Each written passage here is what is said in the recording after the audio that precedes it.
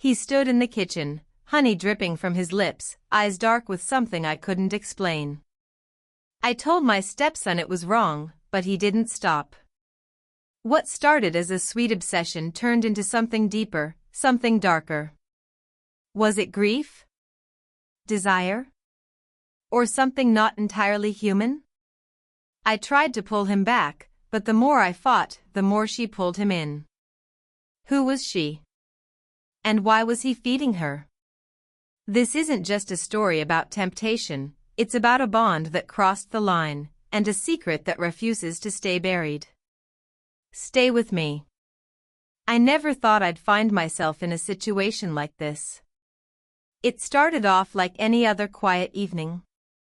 The house was still, the soft hum of the dishwasher in the background, and the rain tapping gently against the windows. I was folding laundry in the living room when my stepson, Jordan, came in, looking like something was bothering him. At 17, he's at that in-between age, too old to be a child, not quite grown enough to handle everything life throws his way. We've always had a good bond, but lately, he's been distant, like he's carrying something heavy that he doesn't know how to talk about. I looked up and asked if he was okay. He shrugged and sat down beside me, his eyes fixed on the floor.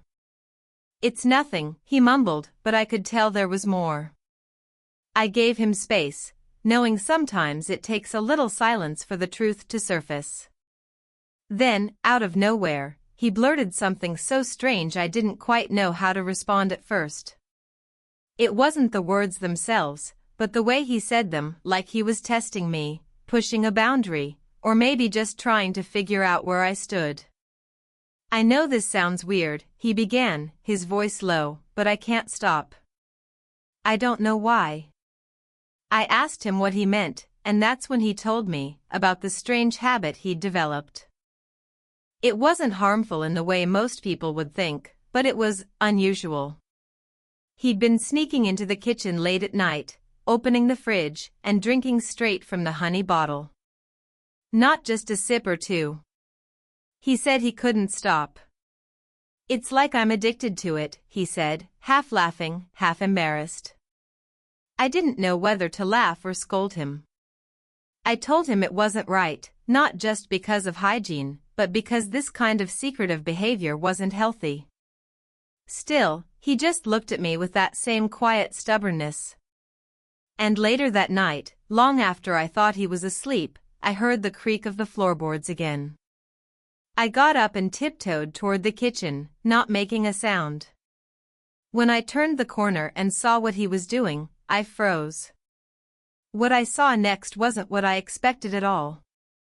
Jordan was standing there in the soft glow of the fridge light, his back to me. The bottle of honey was already halfway gone.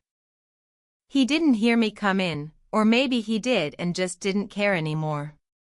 He was completely lost in the moment, like nothing else existed. I stood there for a few seconds, not sure if I should say something or quietly walk away. It was such a strange sight, not just what he was doing, but the way he seemed so drawn to it, like he needed it to feel calm or safe. That's when I started to worry this was more than just a weird craving. I finally spoke his name, soft but clear. He turned around slowly, not surprised to see me, not embarrassed either. He just looked tired. Not the kind of tired from lack of sleep, but the kind that comes from carrying something you don't understand. I asked him again why he kept doing this. He shrugged and said, "It helps me think." I don't know, it just makes things feel better. That's when I realized this wasn't just about honey. There was something deeper going on, something he hadn't told me yet. Over the next few days, I started paying more attention. His mood swings, his late-night pacing, the way he avoided eye contact when certain things came up in conversation. He was hiding something, not just from me, but maybe from himself too. I thought about talking to his dad, but part of me didn't want to break that small thread of trust we still had. Then, one evening, I found something strange in his backpack, something that didn't belong there at all. And it made me question everything I thought I knew about what was really going on with Jordan. Inside Jordan's backpack was a small glass jar, almost empty, with traces of honey dried around the rim. But it wasn't just the jar, it was the folded-up paper tucked beneath it that caught my attention. At first glance, it looked like a grocery list. But as I looked closer, I saw it was something else entirely. Scribbled words, some crossed out, some circled, like pieces of thoughts. Control, escape, buzzing in my head, and one that made my stomach twist, Mom's voice won't stop. I didn't know what it meant, but suddenly this wasn't about honey at all. It was about something inside him trying to come out, something he couldn't name. That night I sat in the living room, pretending to read while my mind raced. Jordan had lost his mother a year before he moved in with us. He never talked about her, and we never pushed. Maybe that had been a mistake. Maybe this strange obsession, this late-night ritual, was his way of holding on to something he couldn't explain. But there was something darker about it, too, something I couldn't put my finger on. The next day, while driving him to school, I casually brought up his mom. His reaction was immediate. He looked out the window, his jaw tight, and said, "She's not gone. You don't get it." I didn't press further, but my heart was pounding. Was he seeing things? Hearing things? Or was it just grief twisted into something else? Later that evening, I heard him talking in his room. I crept closer, expecting him to be on the phone, but he wasn't. He was alone, whispering. I couldn't hear all the words, but one thing was clear. He wasn't talking to himself. He was answering someone. And I wasn't sure anyone else was in that room. I stood outside Jordan's door, heart racing, listening to the faint sound of his voice drifting through the cracks. His tone was soft, but urgent, like he was pleading. I leaned in closer, careful not to make a sound. "I told you I'd stop," he whispered. "But it's harder when she's here." A pause. "No, she doesn't understand. She thinks it's just the honey." The air felt heavy.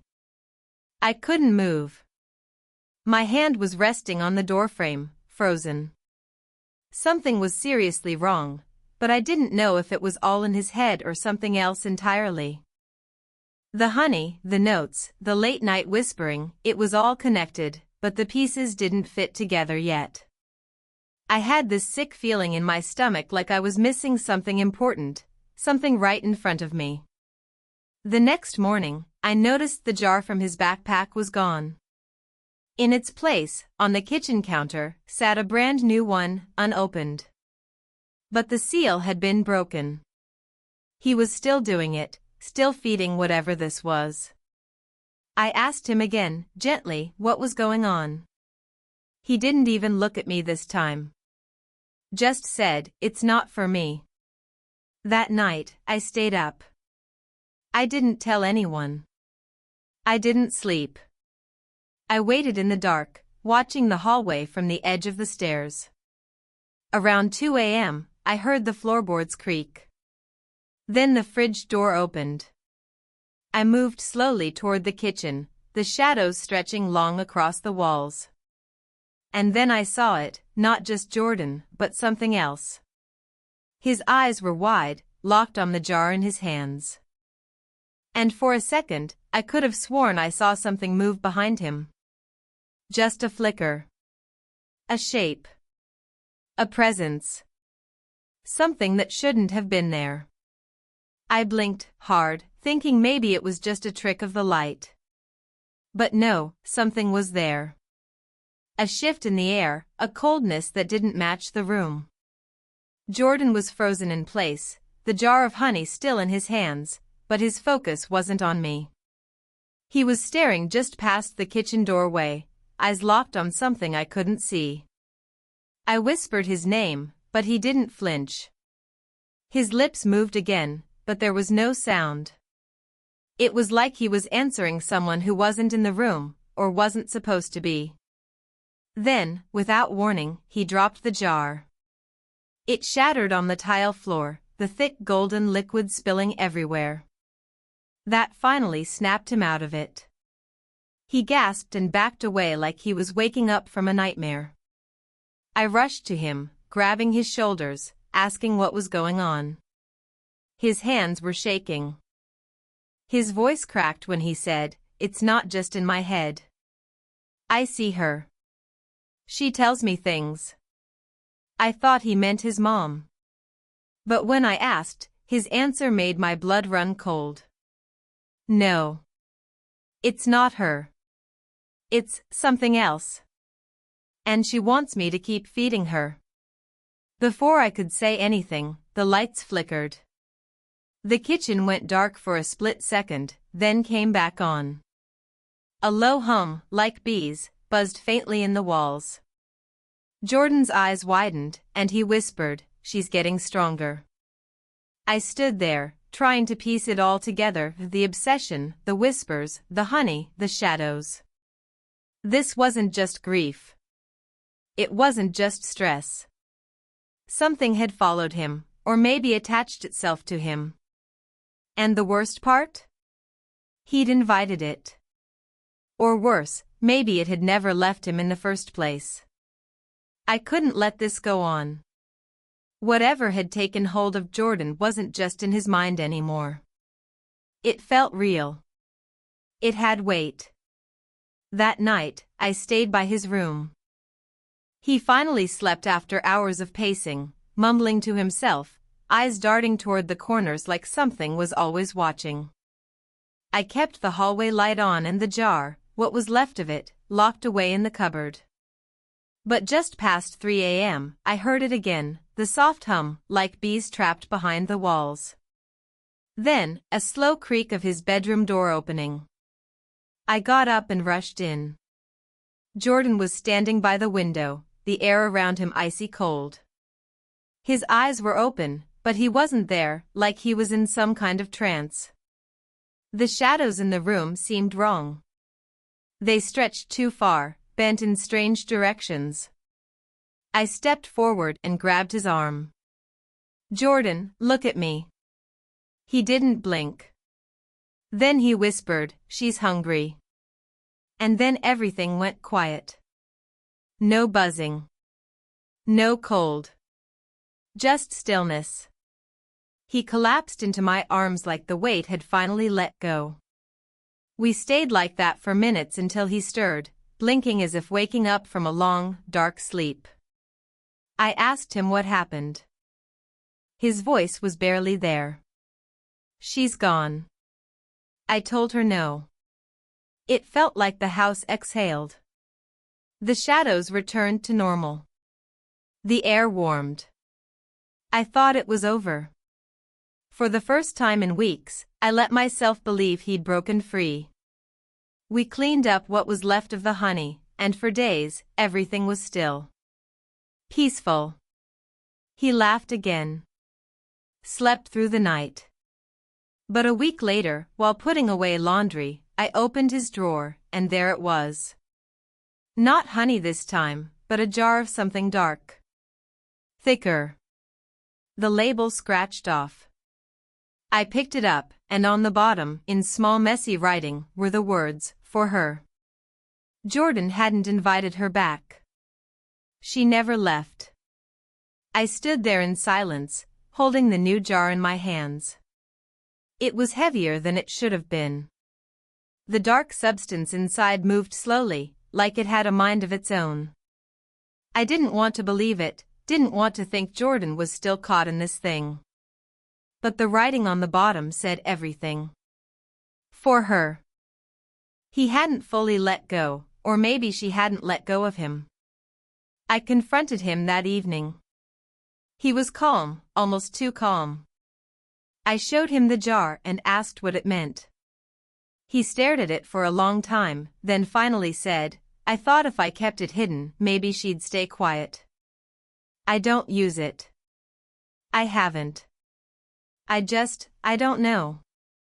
It feels like if I throw it away, she'll come back angry. His voice cracked at the end, and I saw the fear again. Not the kind that comes from nightmares, but the kind that lingers even when you're awake. So we made a choice. Together. We drove out to a quiet field far outside town, far from the house, far from the buzzing. We buried the jar in the ground, deep beneath a row of trees, and we didn't speak the whole way home. It wasn't dramatic. There was no final whisper, no chilling wind. Just silence. And sometimes silence is loud enough. The days that followed were different. Jordan started talking more. We put his mother's picture up on the wall and started saying her name again. We faced what we had avoided for too long, not just the grief, but the way it twisted itself into everything left unsaid. Whatever she was, whether it came from pain, guilt, or something darker, it lost its grip once we stopped feeding it. That was the key all along, the honey, the hiding, the silence, they gave it power. In the end, the most haunting thing wasn't the jar or the shadows. It was how easy it had been to ignore the signs. But now, with the lights on and no more buzzing in the walls, we finally had peace. At least for now.